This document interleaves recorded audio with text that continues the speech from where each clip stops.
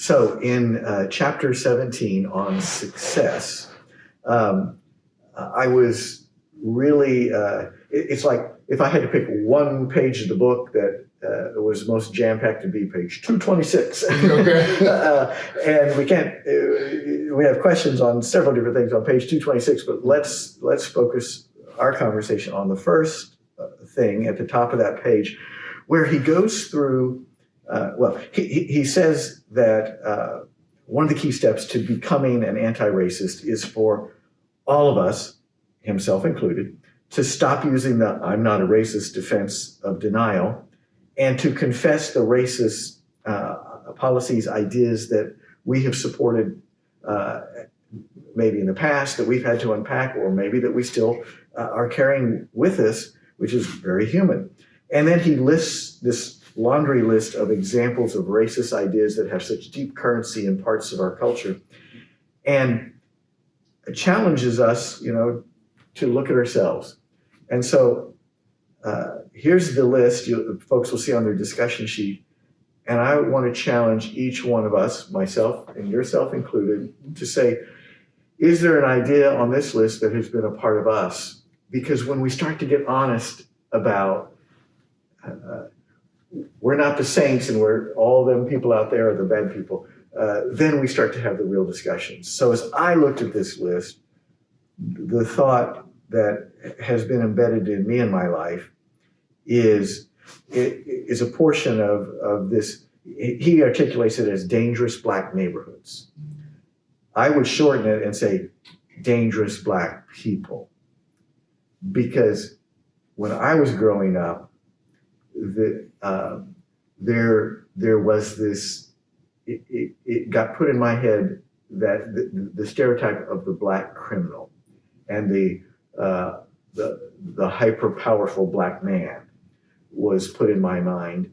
And so if I'm going to be honest, I would have to say, to this day, if I'm in a vulnerable place and there is a large Black man, and the irony of me sitting here talking to my friend, the large Black man, so I'm confessing to you that if, especially if that's a 20-something, 30-something large Black man, there is that split second of, and that moment then of self-correction where I say, wait a minute, well, look at all these assumptions that are popping out of the back of my brain years after I thought I was woke, anti-racist and all that stuff. And so that's my confession. As you look at a list like this, what do you think?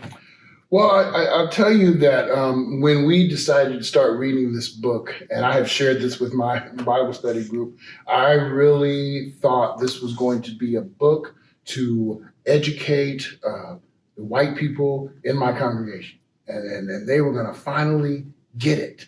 And what Dr. Kendi has been able to do is educate me on my own racist ideas that are buried deep inside of me.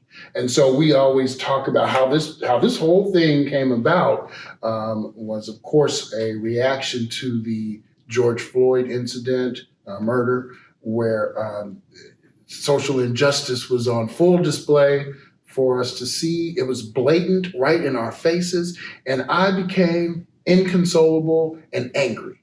Racism is such a part of our community and such a part of the world that we live in that I don't care if we change the logo for the syrup company, if we change the name of the football team, if all of the companies come out and suddenly say Black Lives Matter. I am not consoled.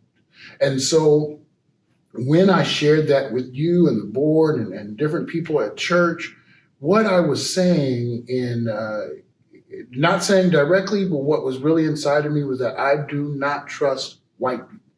And I do not want a white person coming to me saying, I see you, or you matter, or I don't want that at all. And it was hard for me to reconcile that with my church family, because I've been in love with this church for so many years.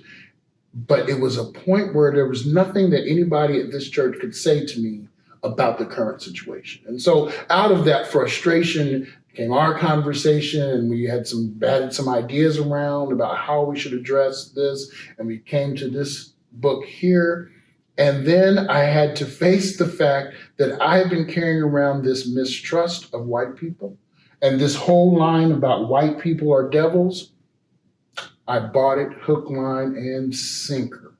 And it's the history of Black-white relations in this country. It is the mistrust that we're taught as a child. Like, where did your ideas come up about the scary black man? Where did my ideas come up of all white people are racist? Where does that come from? And then how does it inform the decisions that we make or the policies that get made? All of those isms or all these little things, if we aren't able to pull them up and really take a good hard look at them, how can any of us move from holding racist ideas to being actively anti-racist if we can't take the first step that says, I acknowledge I have racist ideas. I have racist ideas towards people in my own race. I have racist ideas towards other minority communities. And I can't call anyone else out on being racist if I'm not able to accept that for myself. That's what this little list of names brings up in me. Yeah. Leo Tolstoy once said, everybody wants to change the world, nobody wants to change himself. Amen. That's And how can we be change agents in the world if we're not working on ourselves? So I hope in our Oasis groups